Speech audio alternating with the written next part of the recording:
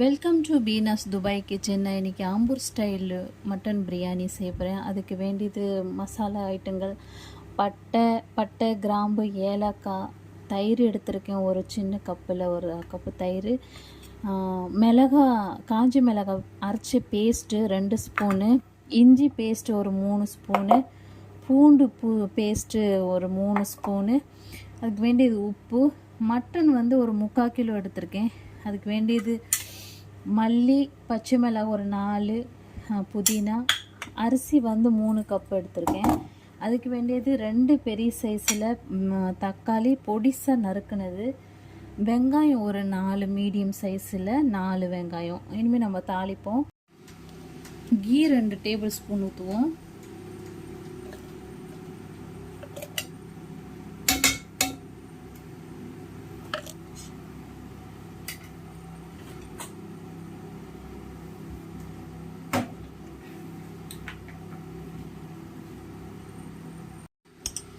ஒரு 3 table spoon oil ஊற்றிருக்கேன், sunflower oil.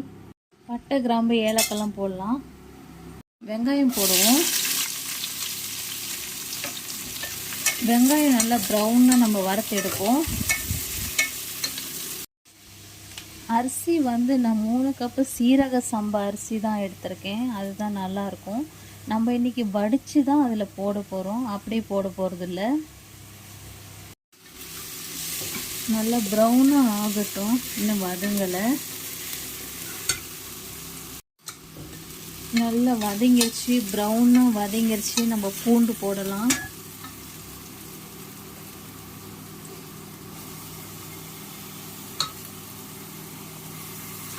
பூண்டு போட்டு கொஞ்சம் வதக்குவோம்.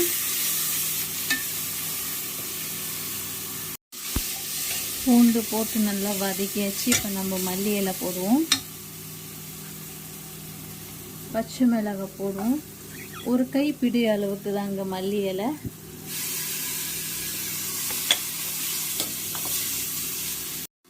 அடுத்தது மிளகாவை அரைச்சி வச்சோம்ல பேஸ்ட்டு, அதை போடுவோம்.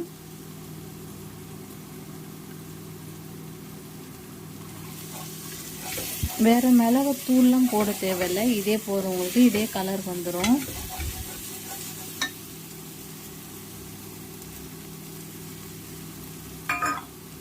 அதுக்கப்புறம் புதினா போட்டுடலாம். புதினாவும் அதே அளவு தான், ஒரு கைப்பிடி தான். எல்லாம் வதங்கட்டும்.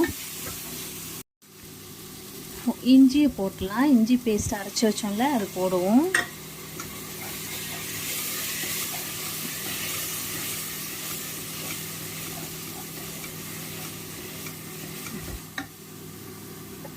இது நல்லா வதங்கின பிறகு நம்ம தயிர் ஊற்றலாம். தக்காளி போடுவோம், நறுக்கி வச்சது.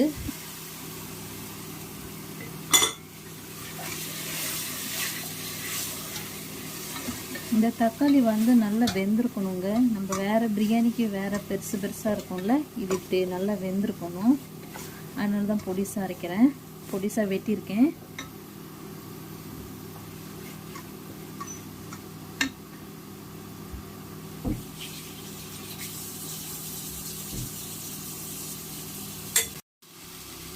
தயிர் போட்டுடலாம்.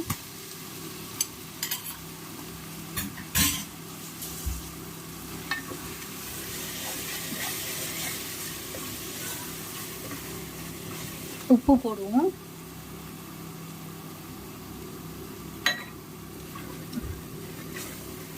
இது கொஞ்சம் நல்லா வதங்கின பிறகு நம்ம மட்டனை போடலாம்.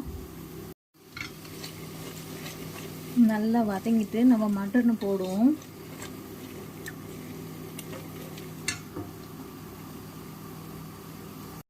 மட்டன் போடலாம்.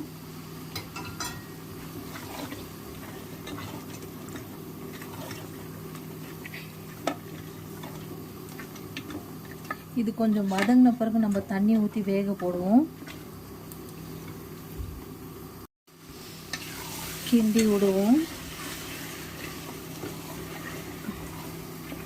இன்னும் கொஞ்சம் வதங்கின பிறகு நம்ம தண்ணி ஊற்றலாங்க. ஒரு பக்கம் தண்ணி கொதிக்குது, நம்ம அரிசி போட்டுடலாம். நான் தண்ணி ஏற்கனவே ஊற வச்சுருக்கேன் இல்லைங்க, அது போட்டுருவோம். அந்த தண்ணிக்கு வேண்டியது உப்பு போடுறேன், சாதத்துக்கு வேண்டியது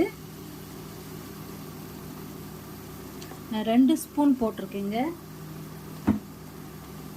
நம்ம அரிசி போடுவோம்.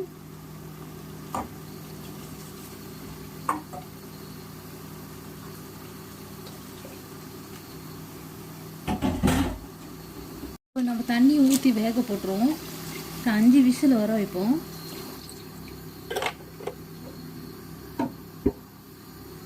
ஒரு லிட்டர் தண்ணி ஊற்றிருக்கேங்க. 5 விசில் வர வச்சுருவோம்.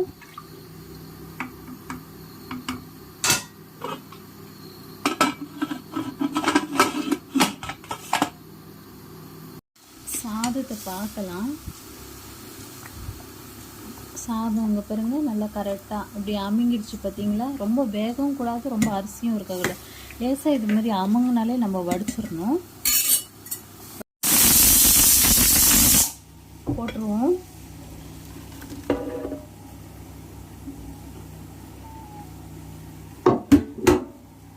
என்ன பார்ப்போம்.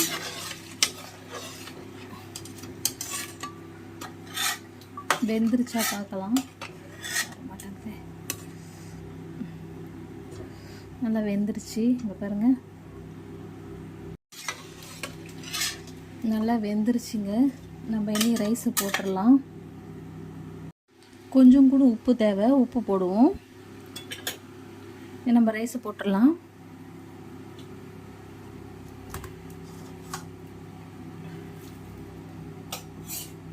சூடாக இருக்குது. நான் 3 கிளாஸ் தான் எடுத்தேன், இதே நிறையா இருக்குது பாருங்கள். சீரக சம்பா அப்படி தான் நிறையா வரும்.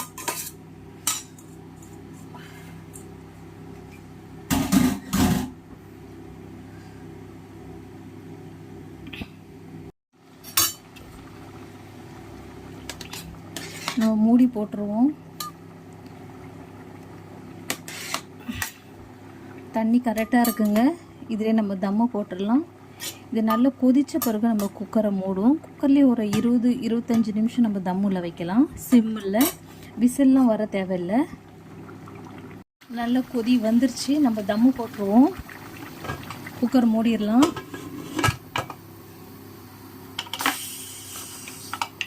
சிம்மில் வைப்போம். சிம்மில் வைக்கிறேங்க. சிம்மில் வச்சு ஒரு 20 நிமிஷம் 25 நிமிஷத்துக்கு அப்படியே இருக்கட்டுங்க, வெந்துடும். பிரியாணி ரெடி ஆயிடுச்சா பார்ப்போம்.